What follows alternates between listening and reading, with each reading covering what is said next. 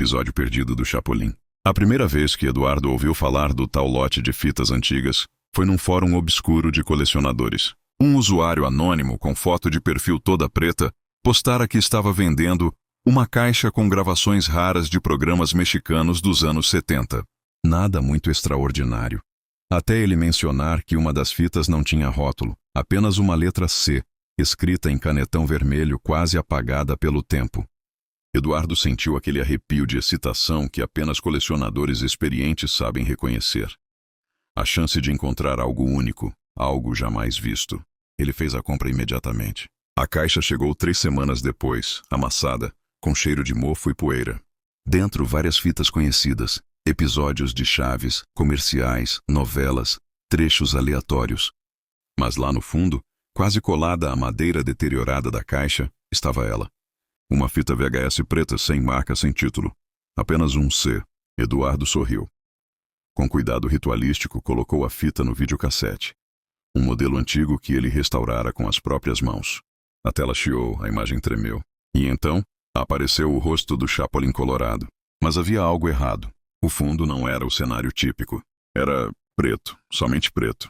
E o Chapolin estava parado, olhando para a câmera, imóvel, como se estivesse posando para uma foto. Não piscava, não sorria, não se mexia.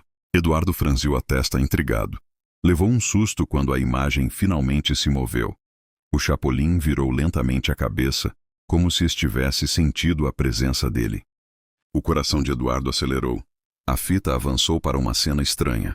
O Chapolin caminhava por um corredor comprido, mal iluminado, que não pertencia a nenhum episódio conhecido.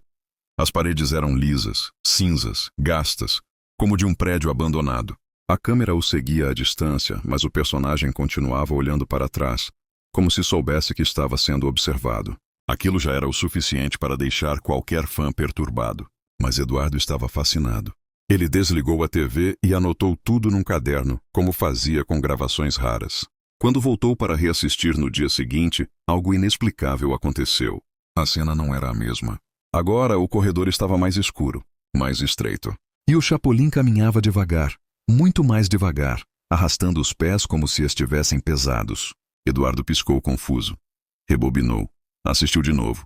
Mudou de novo. A cada nova vez que ele colocava a fita, as cenas se alteravam sutilmente. A sombra no fundo se aproximava. O passo ficava mais lento. O rosto do Chapolin parecia mais rígido, mais humano. Não era só distorção de VHS. Era como se o episódio estivesse vivo. Como se soubesse que estava sendo observado. Na terceira noite, o corredor sumiu. A tela ficou completamente escura e apenas 2 manchas vermelhas apareceram no centro. Os olhos do Chapolin. Eduardo recuou no sofá. Seu peito pesou. Então, uma voz distorcida ecoou pelo falante. Eu vejo você. A fita não tinha áudio registrado. Ele verificou. Ele sabia. Mas mesmo assim aquilo falou. Eduardo desligou tudo às pressas em pânico. Decidiu que veria novamente só no dia seguinte com a luz do dia. Mas a casa tinha outros planos. Às 3 da madrugada, Eduardo acordou com um som estático. A TV da sala estava ligada. No vídeo, o Chapolin parado novamente, de frente para ele, mas agora mais perto. A câmera estava tão próxima do rosto que era possível ver a textura da roupa vermelha, como se tivesse sido filmado há poucos minutos, não décadas atrás. Ele não piscava, não respirava, mas seus olhos pareciam úmidos, vivos. Eduardo tentou desligar a TV. Nada aconteceu. Aparelho travado. A tomada? Inútil. O vídeo continuava mesmo assim, quase como se a energia que movia aquilo não viesse da casa. Então, pela primeira vez, o Chapolin mexeu a boca. Me tira daqui.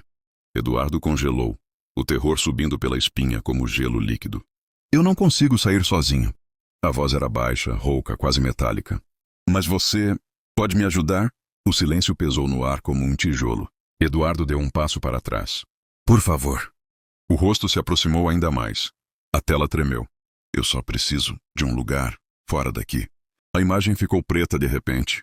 E então a coisa mais absurda aconteceu. 2 mãos vermelhas surgiram na tela e começaram a pressionar o vidro.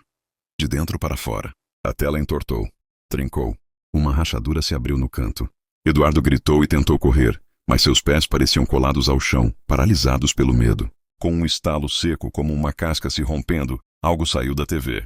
Não era o Chapolin. Era uma figura vermelha, sim, mas distorcida, alta demais, magra demais, com a roupa parecendo feita de carne e pano ao mesmo tempo. Os olhos negros brilhavam como poços sem fundo. E o sorriso? O sorriso se estendia muito além do que uma boca humana deveria ser capaz. Obrigado, ele disse, a voz ecoando de dentro da sala e de dentro de Eduardo ao mesmo tempo. A criatura olhou ao redor, esticando o pescoço como se estivesse se acostumando ao novo corpo. Depois virou-se para Eduardo. Agora é sua vez de ficar lá dentro. A visão ficou preta. Quando Eduardo abriu os olhos, estava sentado no chão de um corredor cinzento, longo, apertado, iluminado por uma luz fraca. Ele tentou se levantar, mas suas pernas tremiam. Olhou para baixo e viu que vestia um macacão vermelho. Ao longe, o som de estática ecoava. E uma voz metálica dizia: "Você está sendo gravado. Não tente fugir." Eduardo correu até uma porta lateral, trancada. Todas estavam trancadas. O corredor parecia vivo. Pulsava no ritmo da respiração dele. A luz piscou. E pela primeira vez, Eduardo entendeu. Ele estava dentro do episódio perdido. A criatura que saiu da TV agora estava solta no mundo, usando a imagem do Chapolin como máscara. E ele, Eduardo, era o novo protagonista. O episódio continuaria mudando cada vez que alguém desse play. E um dia, quando alguém assistisse, a figura vermelha olharia para a tela e diria: "Me ajuda a sair daqui?"